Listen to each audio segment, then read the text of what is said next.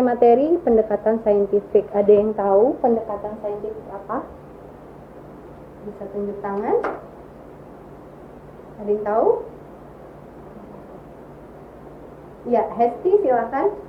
Pendekatan saintifik atau scientific approach adalah pendekatan pembelajaran yang menggunakan kaidah keilmuan atau yang memuat serangkaian aktivitas pengumpulan data melalui observasi, menanya, eksperimen, mengolah informasi atau data. Ya, ada yang lain? Beri tepuk tangan untuk Hesti. Ya, benar ya tadi pendekatan saintifik itu adalah atau scientific approach adalah pendekatan pembelajaran yang menggunakan kaidah-kaidah ilmuwan yang memuat serangkaian aktivitas pengumpulan data melalui observasi, menanya, eksperimen, mengolah informasi atau data, lalu kemudian mengkomunikasikan. Selanjutnya, ada yang tahu terkait tujuan pendekatan saintifik? Di sini ya, ada yang pertama itu ada meningkatkan kemampuan intelek, khususnya kemampuan berpikir peserta didik. Yang kedua, membentuk kemampuan peserta didik dalam menyelesaikan sesuatu secara sistematik. Yang ketiga, terciptanya kondisi pembelajaran di mana peserta didik merasa bahwa belajar itu merupakan sesuatu kebutuhan. Yang keempat, diperolehnya hasil belajar yang tinggi. Yang kelima, melatih peserta didik dalam mengkomunikasikan ide-ide. Yang keenam, mengembangkan karakter peserta didik. Selanjutnya, ada yang mengetahui terkait tiga ranah pembelajaran? Ya, Tiffany?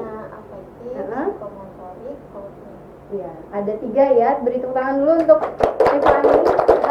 Ada ranah afektif, kognitif, dan psikomotor.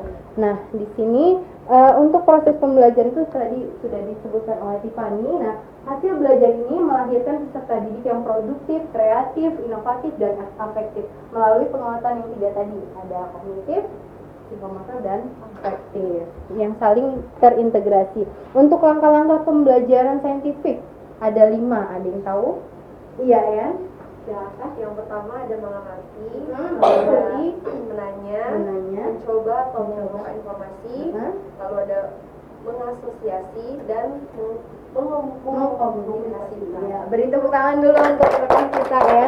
Jadi ada 5 ya di sini. Mungkin di pendekatan pembelajaran saintifik ini mungkin kalian di mata kuliah lain sudah belajar ya dan sudah membuat RPP ya terkait langkah pembelajaran saintifik. Nah, di pendekatan ini kita akan mempelajari lebih dalam lagi. Itu ada 5 tadi yang disebutkan oleh Ian. Ada mengamati, menanya, mengumpulkan informasi, menalah, dan mengkomunikasikan. Nah, di sini yang mengamati kegiatan belajarnya ada membaca, mendengar, menyimak, melihat. Dan untuk kompetensi yang dikembangkan yaitu ada melatih kesungguhan, ketelitian, dan mencari informasi. Dan untuk yang kedua, untuk menanya, ada yang mengetahui untuk contoh kegiatan belajar dan kompetensi yang dikembangkan? Yang menanya, boleh? Ya, awak? Kegiatan belajarnya itu mengajukan pertanyaan tentang informasi yang tidak dipahami dari apa yang diamati atau pertanyaan untuk mendapatkan sebuah informasi. Ya, untuk kompetensi yang dikembangkan? Kompetensi yang dikembangkan itu mengembangkan kreativitas, rasa ingin tahu, kemampuan merumuskan pertanyaan untuk membentuk pikiran kritis yang perlu untuk hidup cerdas, dan belajar bertanya-tanya. Iya, benar ya. Beri tepuk tangan dulu untuk awak. Ya, tadi sudah. Untuk yang ketiga itu mengumpulkan informasi. Yang pertama itu ada melakukan eksperimen. Yang kedua membaca sumber lain selain buku, selain teks, bisa dari internet ya.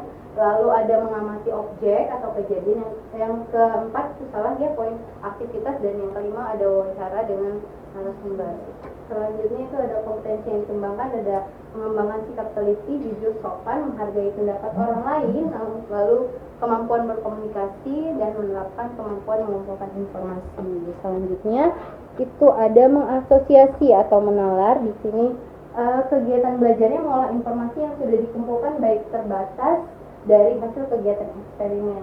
Kompetensi yang dikembangkan ada sikap jujur sama seperti tadi, teliti, disiplin, taat aturan, kerja keras, kemampuan menerapkan prosedur, dan kemampuan berpikir induktif serta deduktif dalam menyimpulkan.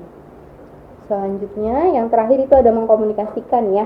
Di sini kegiatan belajarnya menyampaikan hasil pengamatan, kesimpulan dari berdasarkan hasil analisis secara lisan, tertulis, atau media lainnya. Selanjutnya kompetensi yang dikembangkan itu sama seperti tadi, mengembangkan sikap jujur, teliti, toleransi, kemampuan berpikir sistematis, mengungkapkan pendapat dengan singkat dan jelas, dan mengembangkan kemampuan berbahasa yang baik dan benar. Baik, selanjutnya kita ke materi STEM ya. Pendekatan STEM.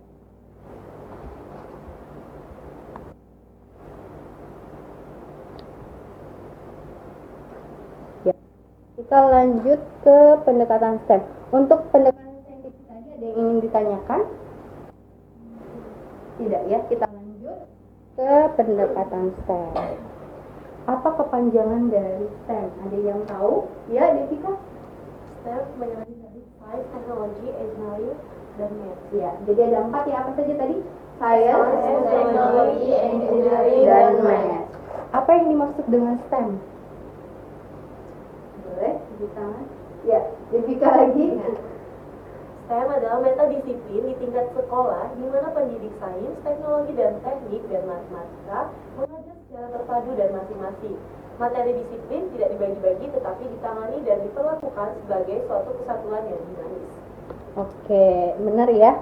Jadi di situ STEM itu adalah metadisiplin di tingkat sekolah di mana pendidik sains, teknologi, teknik dan matematika mengajar secara terpadu. Dan masing-masing materi disiplin ini tidak dibagi tetapi ditangani dan diperlakukan sebagai satu kesatuan yang dinamis. Jadi pengajarnya itu menggunakan metode STEM ini, keempatnya masuk ke dalam kegiatan pembelajaran. Nah, di sini sainsnya kajian tentang fenomena alam yang melibatkan observasi dan pengukuran. Untuk teknologinya di situ ada inovasi-inovasi untuk memenuhi kebutuhan manusia. Engineeringnya pengetahuan dan keterampilan untuk mendesain mesin, peralatan dan sistem yang bermanfaat bagi manusia. Dan untuk matematiknya itu ilmu tentang pola-pola dan hubungan tentang pengukuran matematika. Ya. Ada yang ingin nah, pendekatan STEM ini sudah sangat populer ya di dunia seperti di negara Amerika Serikat, Jepang, Taiwan, Australia, Finlandia dan Singapura. Ada yang ingin ditanyakan terkait STEM? Terkait STEM? Ada yang ingin ditanyakan? Ya, Priscil boleh gantian ya awak. Mengapa pendekatan STEM ini penting diterapkan oleh pendidik? Pendekatan STEM penting Diterapkan oleh pendidik. Ya, yang pertama di sini ada di slide ya.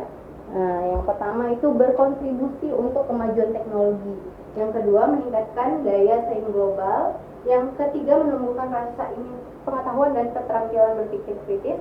Yang keempat ada transformasi proses pendidikan. Yang kelima ada pengembangan sumber daya manusia. Terima kasih untuk Priscil pertanyaannya. Beri tepuk tangan untuk Priscil. Selanjutnya, nah di sini ada pendekatan STEM. Pendekatan STEM ini tujuannya untuk membuat peserta didik menjadi aktif, inovatif, produktif dan kreatif. Jadi keempat ini untuk menjadikan peserta didik aktif, produktif, inovatif dan kreatif. Dan untuk langkah-langkah pembelajaran STEM nanti rekan-rekan akan dibagi kelompok untuk membuat RPP yang memuat pendekatan STEM. Di sini ada reflection, ada research, ada discovery, ada application dan communication. Jadi ada 5 ya pendekatan dan ini harus masuk ke dalam RPP. Nah, di sini ada STEM approach, itu ada critical thinking, creativity, kolaborasi dan communication. Ada 4. Ya, ada yang ingin ditanyakan terkait pendekatan STEM? Cukup, kita lanjut ya ke pendekatan TPACK.